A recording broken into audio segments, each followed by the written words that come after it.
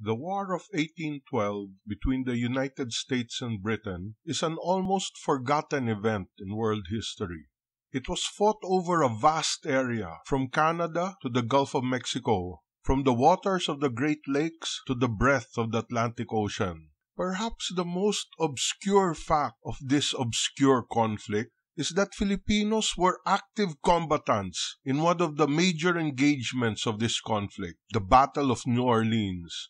Yes, Filipinos fought for the American side in the War of 1812. This video is the story of how Pinoys turned up at the Battle of New Orleans. A swashbuckling tale involving Spanish galleons, Louisiana bayous, and French sea pirates. Pirates! Yes, pirates. The story begins in the 16th century with the Manila Galleon. The trade route between Manila and Acapulco first charted in 1565 and would go on to last for 250 years. The city of Manila was the western terminus of this route and the trade hub for goods from all over Asia. Porcelain and silk from China, gems from India, carpets from Arabia, and various spices and handicrafts from all parts of the continent. These goods were brought into Manila by Chinese merchants based in the Parian, the Barrio Chino that is the oldest Chinatown in the world. Once or twice a year, all this variety of products were loaded into the Manila Galleon, a Spanish cargo ship usually built in the Philippines using local timber made by Filipino and Chinese shipbuilders and manned mostly by Filipino crews.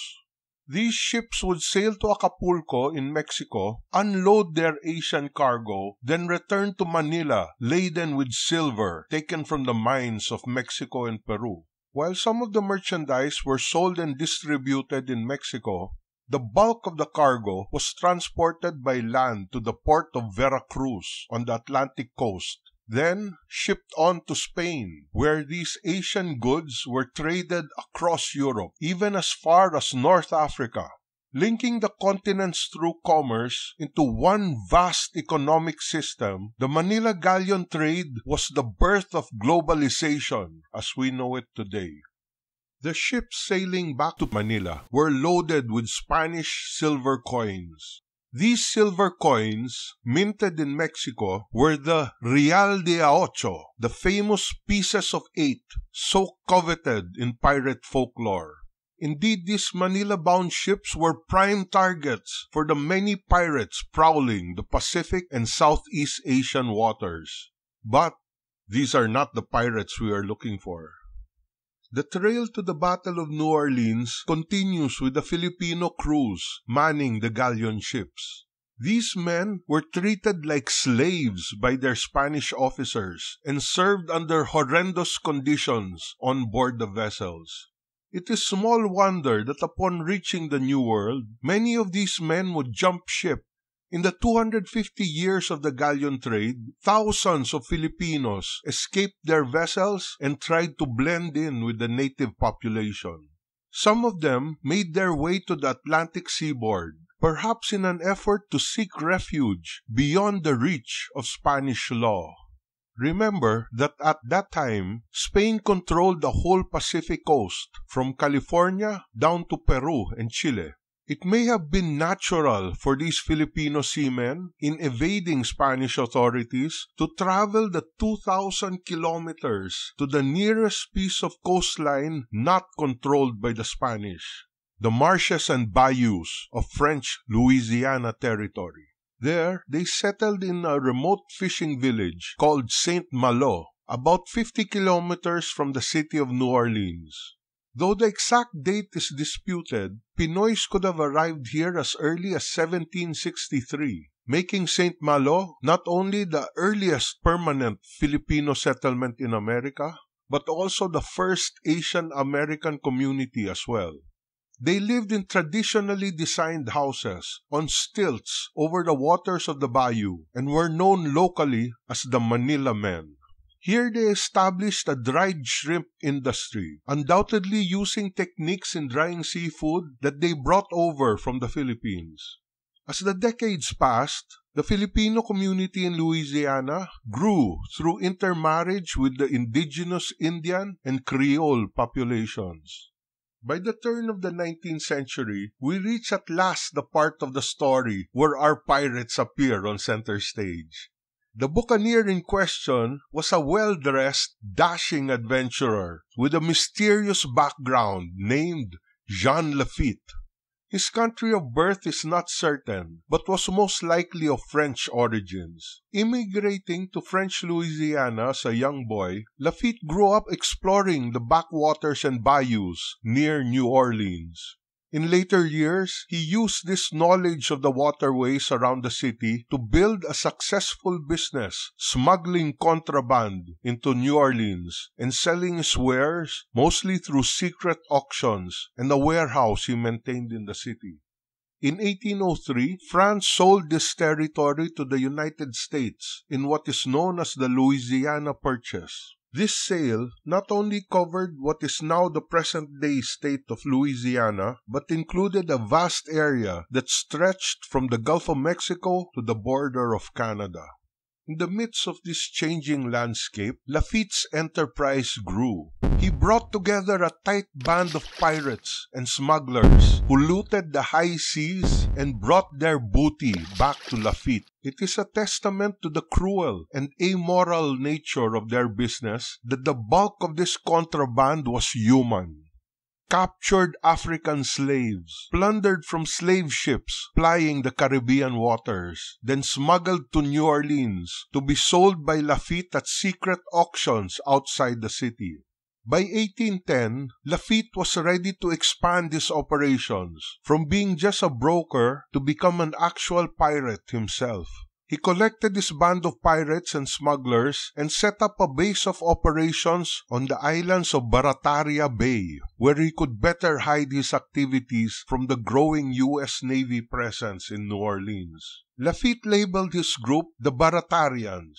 To man his ships with veteran seamen, Lafitte must have recruited quite a number of Filipinos from St. Malo into his new fiefdom. So many of them in fact became Baratarians that they set up another Pinoy settlement on an island in the bay. This settlement was called Manila Village. Lafitte proved to be a most successful pirate. He took many ships as prizes, growing his fleet into the largest pirate operation in the region.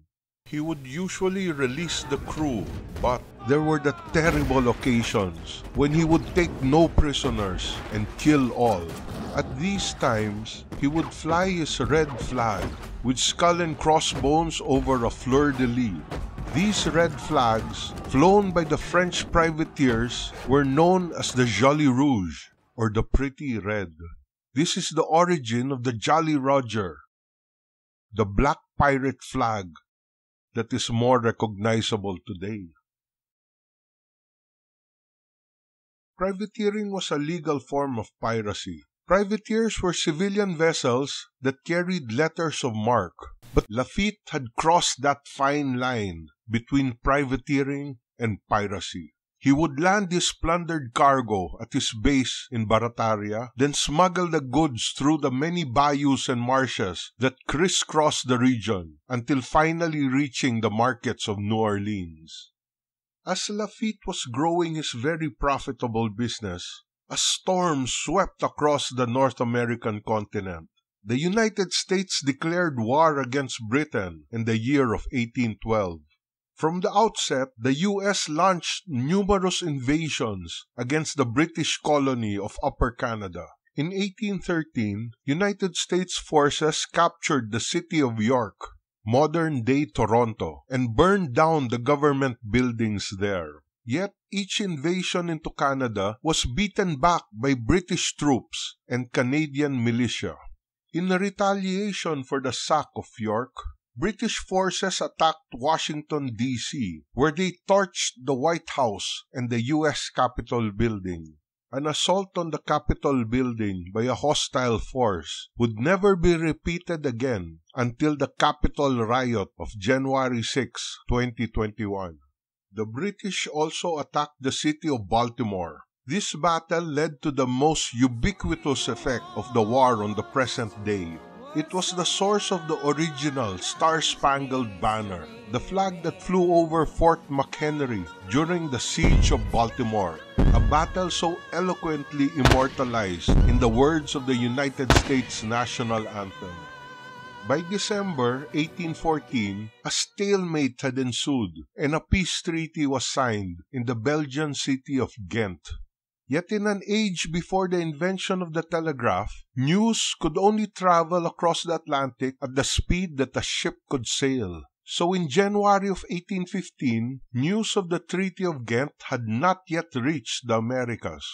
Not knowing that a peace accord had already been signed, the British pushed through with a planned invasion of New Orleans.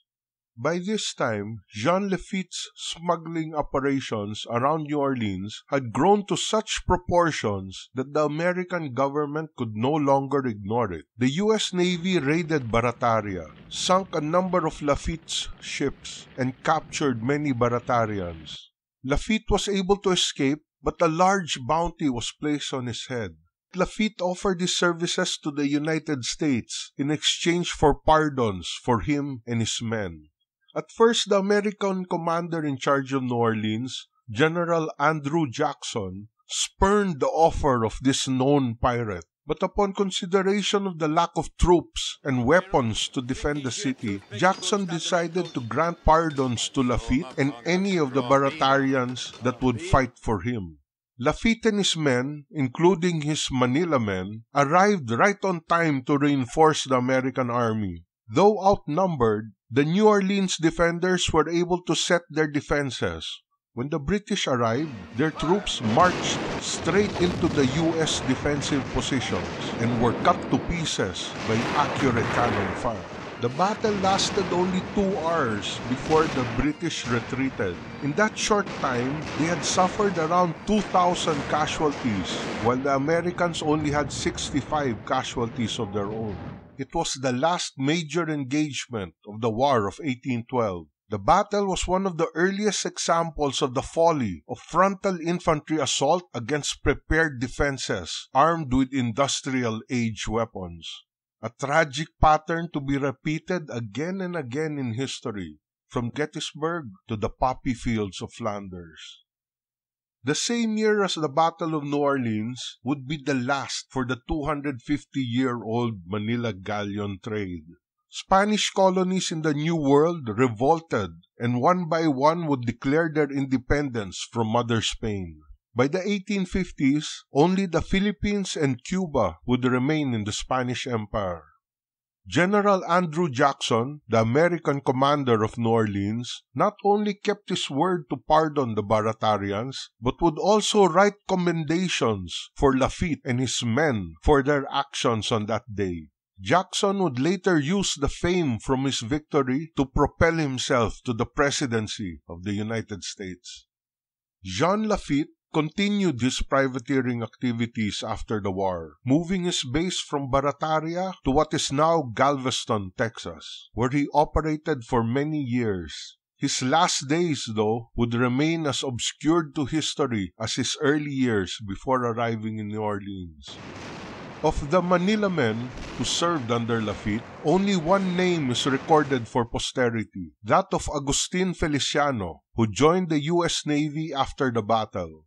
Feliciano was but the first in a long line of Filipinos who served in the United States Navy, a tradition that continues to this day. The rest of the Manila men would return to their fishing villages. Their descendants would inhabit the towns of St. Malo and Manila Village in Louisiana until well into the 20th century, when, tragically, hurricanes totally devastated both communities. If you enjoyed this video, please click like and subscribe, and let me know what you think of it in the comments below. Salamat po.